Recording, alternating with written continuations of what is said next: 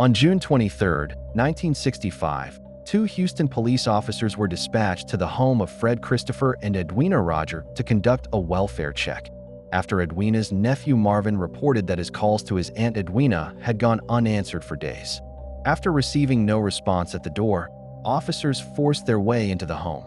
Inside, nothing appeared immediately out of place, but they did notice that there was still food sitting on the dining room table. When one officer opened the refrigerator, he saw what looked like several neatly stacked cuts of washed, unwrapped meat. He assumed it was pork from a butchered hog, but as he began to close the refrigerator door, he noticed two human heads inside the bottom vegetable drawers. They were the heads of Fred and Edwina.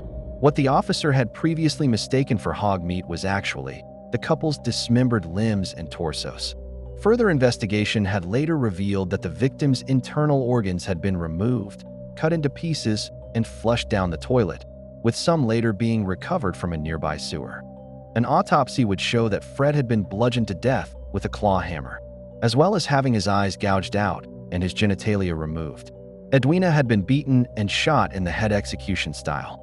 Houston police additionally reported that they believed that the bodies were dismembered in the upstairs bathroom by a person with some type of knowledge of anatomy.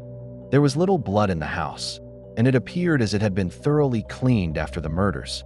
What little blood that was actually found led them straight to the bedroom of their son, Charles Frederick Rogers.